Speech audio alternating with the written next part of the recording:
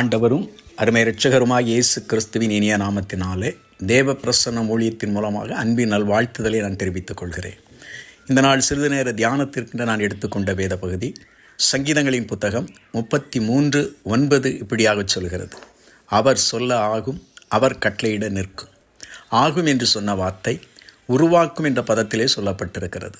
நம் தேவன் யார்?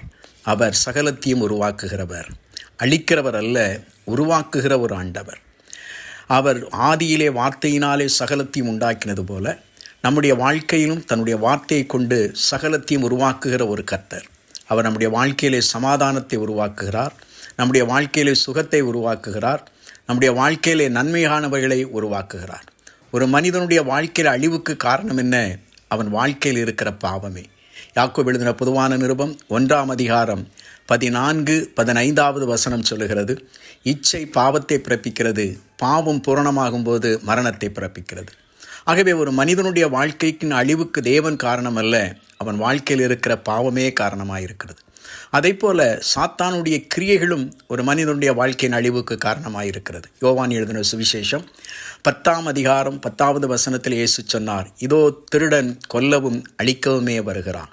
ஒருவேளை பாவத்து நிமித்தமும் சாத்தானுடைய கிரியை நிமித்தமும் மனிதன் அழிவுக்கு நேராய் சென்று கொண்டிருந்தாலும் ஆண்டவர் அவனுடைய வாழ்க்கையிலே அழிவை மாற்றி ஜீவனை தரவே விரும்புகிறார்.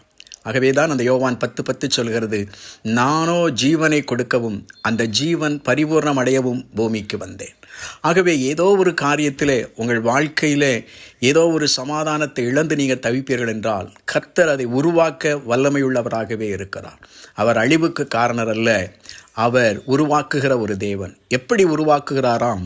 தன்னுடைய வசனத்தை அனுப்பி அவர் உருவாக்குகிறார். சங்கீதம் 107:20 சொல்லுகிறது: நான் என் வசனத்தை அனுப்பி அவர்களை குணமாக்குகிறேன். ஒரு அருமையான சாட்சி ஒரு புத்தகத்தில் வாசித்தேன். ஒரு அருமையான குடும்பம், ஆண்டவரை அறியாதவர்கள், ஒரு பேங்க்கில் ஆஃபீஸராக வேலை பார்த்து கொண்டிருந்தார். அவரும் அவருடைய மனைவியும் அவர்கள் ஆண்டவரை அறியாதவரை வாழ்ந்து கொண்டிருந்தார்கள்.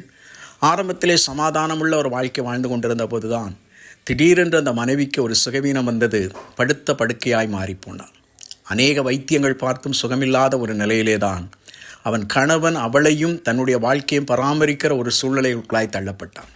ஒரு நாளிலே இந்த சகோதரி நினைத்தால், ஏன் என் கணவனுக்கு நான் பாரமாயிருக்க வேண்டும், ஏன் இந்த பூமியிலே நான் வாழ வேண்டும் என்று சொல்லி விரக்தியிலே தற்கொலை செய்து கொள்ள வேண்டும் என்ற எண்ணத்தில் அவர் இருந்தபோது திடீரென்று ஒரு அசரீரியான வார்த்தை அவளுக்கு நேராய் கடந்து வந்தது: என் தழும்புகளாலே நீ சுகமாவாய்.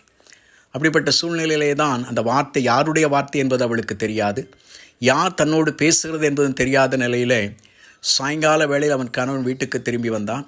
அவளுக்கு செய்ய வேண்டிய கடமைகளை செய்துவிட்டு சிறிது நேரம் அவளை மனமகிழ்ச்சியாக வைக்க வேண்டும் என்று சொல்லி டிவி சேனல்களை ஆன் பண்ணுகிறான். அப்படி டிவி சேனலை ஆன் பண்ணுகிற போது தான் திடீரென்று ஒரு கிறிஸ்தவ சேனல் வந்து விழுகிறது. அங்கே இவன் ஆன் பண்ணவும் இயேசுவின் தழும்புகளாலே நீங்கள் சுகமாவீர்கள் என்று சொல்கிற வார்த்தை கேட்பதற்கும் அது சரியாக இருக்கிறது. இவன் கிறிஸ்துவை விரும்பாததினால் அந்த சேனலை மாற்ற விரும்புகிறான். அவள் மனைவி சொன்னால், இல்லை, இந்த சேனலை நான் முழுவதும் பார்க்க வேண்டும், இந்த சத்தத்தை நான் கேட்டிருக்கிறேன் என்று சொல்லி அந்த முழு ப்ரோக்ராமையும் பார்க்கிற போது இயேசு கிறிஸ்துவின் இரத்தத்தினாலே உண்டான மீட்பையும் இயேசு கிறிஸ்துவின் தழும்புகளாலே உண்டான சுகத்தையும் கேள்விப்பட்டு இயேசுவை விசுவாசித்தாள். அந்த நொடிப்பொழுதே அவளுக்கு அற்புத சுகம் கிடைத்தது.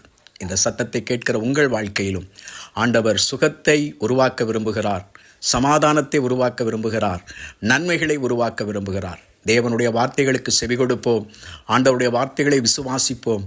கர்த்தர் உங்கள் வாழ்க்கையிலும் பெரிய காரியங்களை செய்வார். தேவன் தாமே இந்த வார்த்தைகள் மூலமாக உங்களை ஆசீர்வதிப்பாராக. ஆமீன்.